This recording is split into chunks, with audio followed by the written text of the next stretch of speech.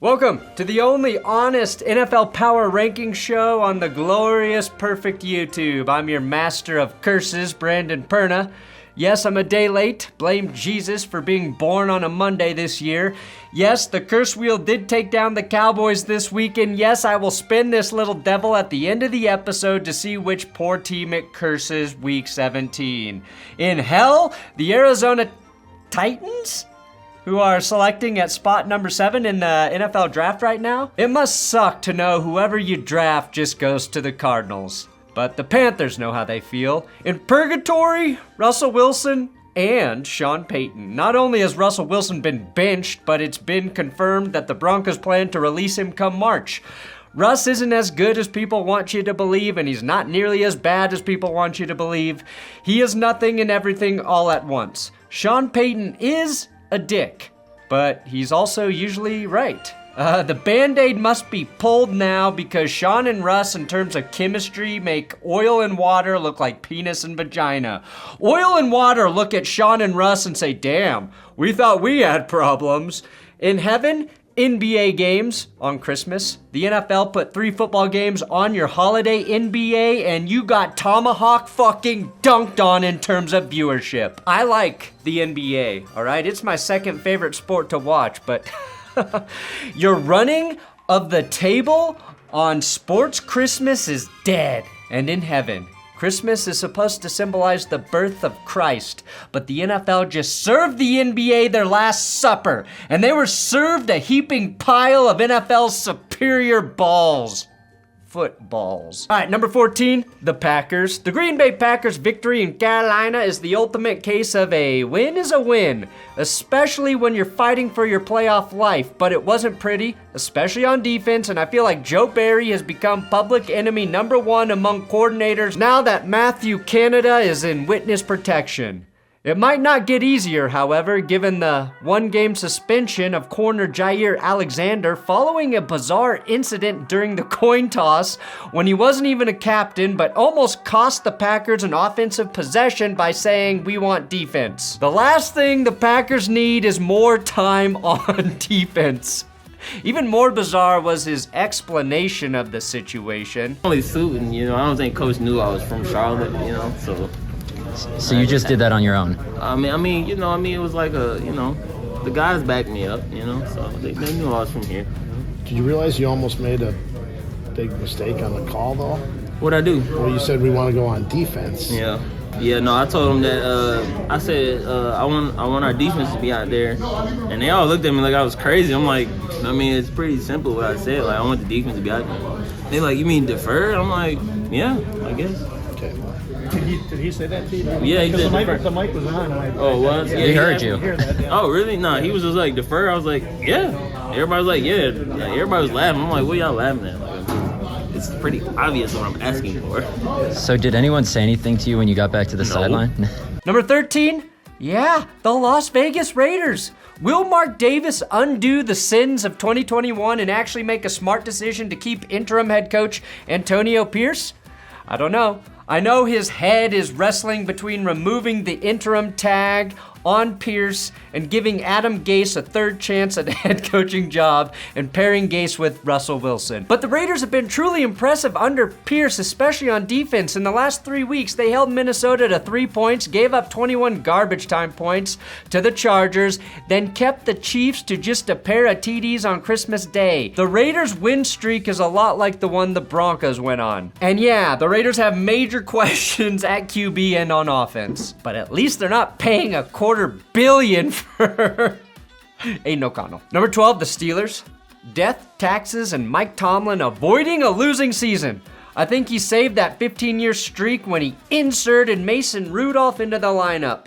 But they have 2 tough games left on the road against the Seahawks, who are fighting for their playoff lives, and a Week 18 game in Baltimore, who may or may not be playing their starters at that point, depending on their game this week against Miami. If Mason Rudolph continues to throw lasers to George Pickens, he'll never need to block again, and the Steelers can win out. Crazy to think that it takes Myles Garrett smashing you in the fucking head with a helmet to make you smart enough to throw the ball to George Pickens. Can he pick it?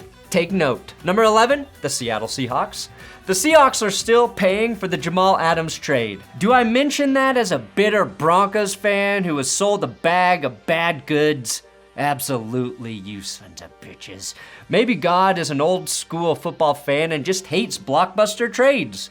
One of the most ironic plays in NFL history happened week 1 of the 2022 season. Jamal Adams suffered a season-ending injury trying to tackle new Broncos quarterback Russell Wilson. The Broncos gave up 2 first-rounders for Russ, and Seattle gave up 2 for Jamal, and now the Broncos and Seahawks have no chance of winning the Super Bowl anytime soon. That said, if Geno gets hot right now, you can play a classic, Seattle, and torture Packers fans and keep them out of the postseason altogether. Number 10, the Eagles. Or the Cowboys. Hate to say this because I know you guys hate each other, but you're the same damn team. The only difference is the Cowboys played a playoff team this week. And you, Philly, you killed the man I called the NFL's Rocky Balboa. The Cowboys are better, and they didn't kill Tommy DeVito, but they lost to a good team and the Eagles beat a bad team. One of you needs to prove that you're actually good this week, or we're giving the NFC East to the Commanders, all right? Number 9, the Buccaneers beat the Saints, and you've got a 99% chance to get into the playoffs. Pretty simple, right? I gave Rachaad White a ton of credit a few weeks ago, and he's been key for the Bucs' run in December. He has 4 touchdowns this month, 8 in the last 8 games, but Jacksonville held him to just 2 yards per carry. What happens? Baker Mayfield steps the hell up, completes 74% of his passes, throws a couple TDs to Mike Evans, and the Bucs control their destiny. And at 33 years young, Levante David is on a 3-game tear. 2 sacks, 7 pressures, 0 missed tackles, and that defense just thrives when he's playing his A game, and he is right now. Number 8, the Bills. Buffalo, you got an ugly-ass win against the Chargers, and that's all that matters. Gabe Davis had 130 yards and a touchdown, which means we won't see him for another 4 weeks. James Cook fumbled twice, 1 week after he killed the Cowboys. Stefon Diggs has been MIA for the last 2 months. He's getting targets, making catches, but he's not doing what we've grown accustomed to seeing Diggs do. I mean, 5 of his first 6 games, he had 100-yard performances. 6 of his 8 touchdowns came in that same stretch as well.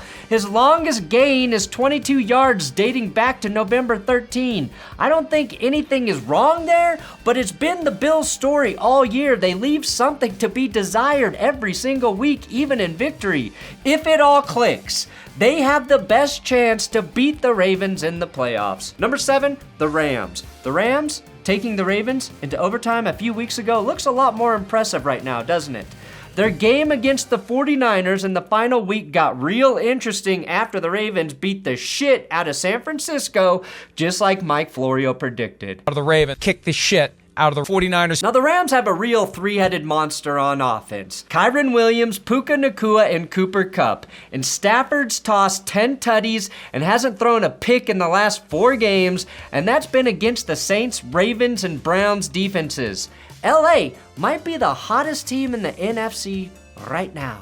Oh, I'd be remiss if I didn't use this opportunity to promote the world's greatest coffee, my coffee, Benchwarmerbrew.com. That's where you can get the Fuck the Refs blend. I think we still got some of the Losers blend. Urinating Tree has coffee. Cole has coffee. 5 Points has coffee. We've got shirts. We got all sorts of things there, but this coffee is really, really good. Number 6, I've got the Browns. It's Joe Flacco's elite world, and we're just living in it. The Browns play the Jets tonight, who surrendered 3 touchdowns in roughly 1 quarter to former Browns quarterback Jacoby Brissett. The Jets' defense is still great, but even they know they have nothing to play for, and I expect we will be even higher on Flacco's eliteness after tonight. Number 5, the Lions. Honestly, Nick Mullins throwing for 400 plus yards, even with all of the interceptions, is more than a little concerning to me. I thought I'd be saying, let's not get too high on the Lions after they beat the shit out of the Vikings, but I feel the exact opposite. I love that Detroit clinched the NFC North for the first time ever, but now you've created a standard, Detroit, and we have to hold you to it. The Lions defense is giving up the 9th most points per game, which despite averaging the 3rd most points on offense at 27.5, That's a recipe for heartbreak in the playoffs. The next 2 games are about improving that defense and hoping 3 key players will all be ready to go for the postseason. C.J. Gardner-Johnson, who should be back sooner, edge rusher James Houston, and maybe the most important cog on that defensive front not named Aiden Hutchinson, Aleem McNeil, who before going on IR had the second most pressures on the team. He was doing that from the interior, which is really disruptive for opposing QBs. Number 4, the 49ers. Now, part of me really wanted to drop you all the way to 8, San Francisco, but I didn't, even though the official was your best defender. All right, your performance against the Ravens was actually close for the first half. Really, that first interception by Brock Purdy was the backbreaker. It was 16-12 going into halftime. Essentially, the 49ers had one terrible quarter and the game got away from them. I think Trent Williams' groin injury is concerning, and we've talked about Run CMC and Brock Purdy as MVP candidates, but honestly, it might be Trent Williams. He didn't play in 2 of the 3 losses the 49ers had heading into this game, and he left this one in the third quarter when Baltimore scored 17 unanswered. Then his replacement, Jalen Moore, left with the concussion, and guard Aaron Banks left with turf toe aggravation.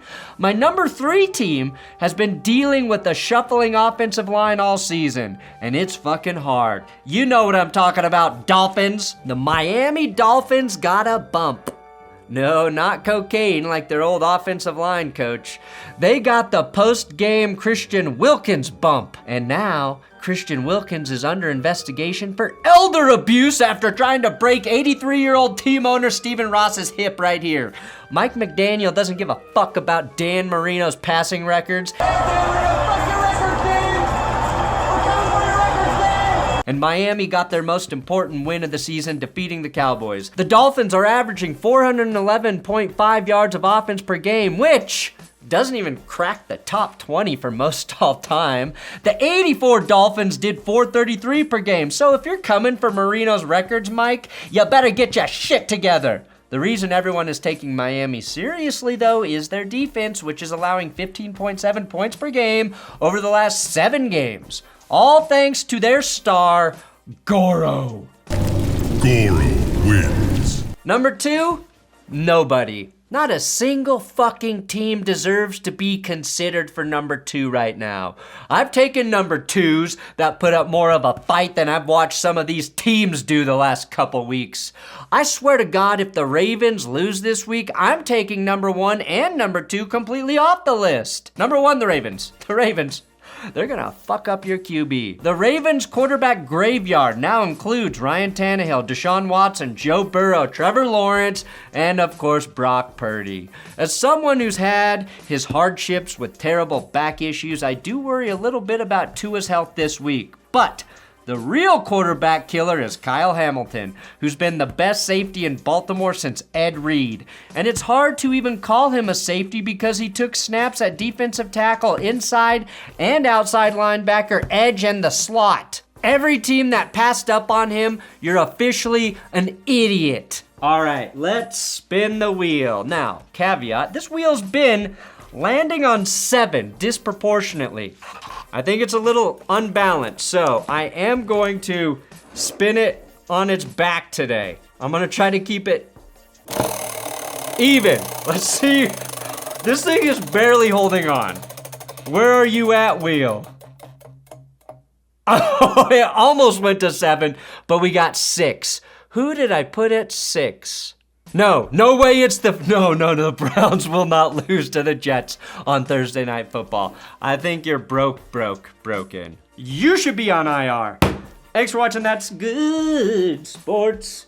Please subscribe here on YouTube. Thank you guys for watching this, even though it was a day late and $1 short.